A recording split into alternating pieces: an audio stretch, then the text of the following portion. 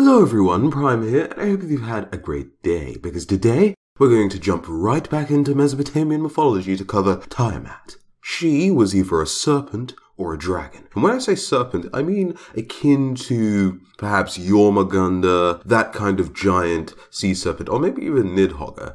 To a degree. Or she was a dragon, and when I say dragon, I don't mean an Eastern dragon like Al Quang, or perhaps even a pseudo-Western dragon like Fafnir from Norse mythology. You see, in a lot of her depictions as a dragon, she had dragonly scales, she stood bipedal, but still of course had what could function as 4 legs, essentially, but her wings were more akin to feather-like wings of a bird, and her feet were actually more bird-like than dragon-esque. So her dragon form at least has a fairly interesting design.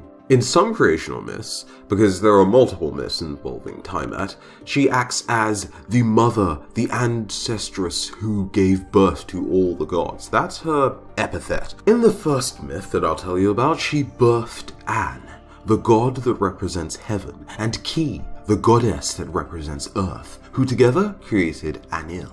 Heaven and earth existed in complete darkness until Enlil fathered Nannan, the moon, and a light to the darkness. Enlil also used air to part his parents, which allowed life to be possible, similar to the parting of Geb and Nut in Egyptian mythology, but less aggressive, it seems. And of course, in this creational myth, there's a lot less drama than the one I'm about to tell you.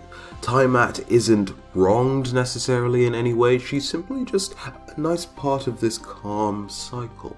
But in a more dramatic version of this creational myth, she was married to Abzu or Abzu, who resided over sweet waters, or was a very important water-ocean deity, and their union brought about the first gods, i.e. Tiamat and Abzu were primordial gods. Anu, a god of air, fathered some younger gods, including Enki, the water god, or another water god in this case. These new gods disturbed Abzu, and he really wanted to end their existences. Tiamat to join him in this campaign to destroy their children, but Tiamat didn't want to destroy her children. Abzu went off alone, but was outsmarted by Enki. After being put to sleep, his divine powers were removed, and his existence was eventually ended, if you get my meaning. He then claimed all Abzu's power for himself. Now, an interesting thing about Enki was that Tiamat was his actual mother, and he himself was a water deity, so he became the primary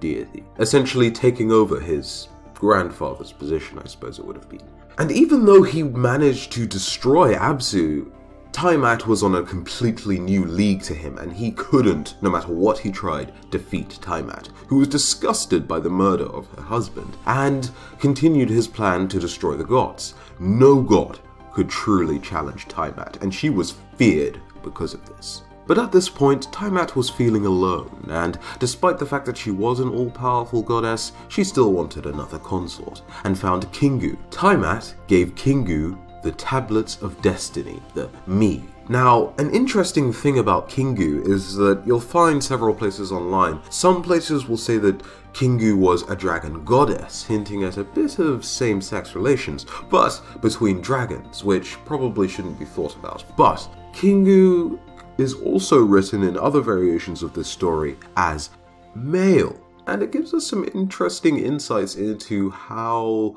ancient Iraq saw same-sex relationships between, at the very least, women. Which, considering what we've learned about how they saw women from Gilgamesh's video, seems fairly interesting enough. And fair enough. Returning back to our story, Enki had a son, Marduk, who was encouraged to be the savior of the gods, and Enki knew that he could definitely defeat Tiamat. Marduk, though, had his doubts, and had to be promised the position of head god, top god, kingpin, essentially.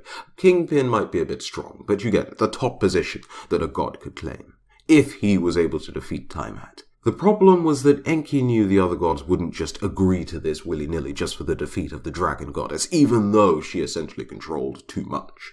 And so Enki devised a plan. he invited all of the gods that currently were to a nice session of drinking, entertainment, and relaxation. And once he had cast this lovely spell of entertainment and enjoyment among the gods, he then proposed this idea to them that his son, Marduk, would face Tiamat and receive the position of ruler of all the gods, and they graciously accepted. And to be fair, if I was being ruled over by a dragon overlord and having my only hope being the son of the person who just got me more drunk than I could ever imagine, I'd probably agree to that as well. Anyways, Marduk took his bow, his thunder club, a net of storm, and a dagger of lightning to battle. This fight lasted a few days, and Marduk had to kill several monsters, demons, and other horrors just to end up even getting close to Tiamat. But once he did, he pretty much employs all of these weapons that I mentioned. At some point, he throws the net of storm over Tiamat, and Tiamat is trapped, so she screams this magical scream that would bring death to a normal man or a normal god. But it doesn't slay Marduk, and Marduk uses this opportunity to fire arrows into Tiamat's mouth. Now, there are actually variations as to what ends up actually killing Tiamat, whether it's indeed these arrows that are fired into her mouth, or whether the lightning club itself has to batter and brutalize her into submission before she dies. Varies, but ultimately, he does use one of these weapons that I've told you about to eventually slay Tiamat. And once this is done, she is cut in half. Half of her becomes the heavens. The other half, much like Ymir, becomes the earth. She is very much dead, by the way. Kingu, still having the tablet attached to her bosom, or his bosom, was very much enemy number one after Tiamat's death, and was eventually hunted down because even though this tablet granted Kingu magnificent power and excellent status, it wasn't enough to save him from the wrath of Marduk.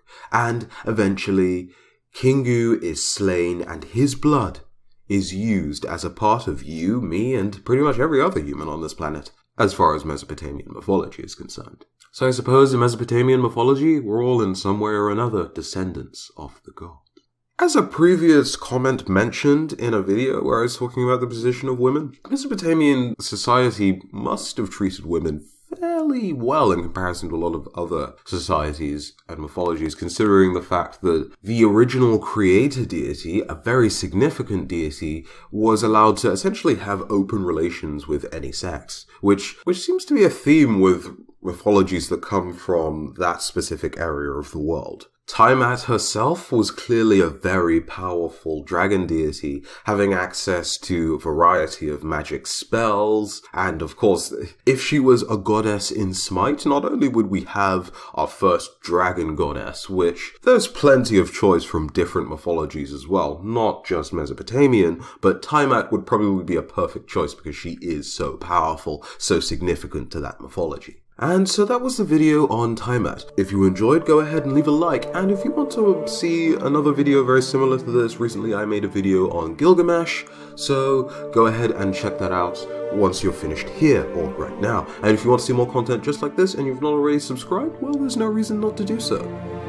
But until the next video, have a very good day. I've been Prime, and I'll see you in the next one.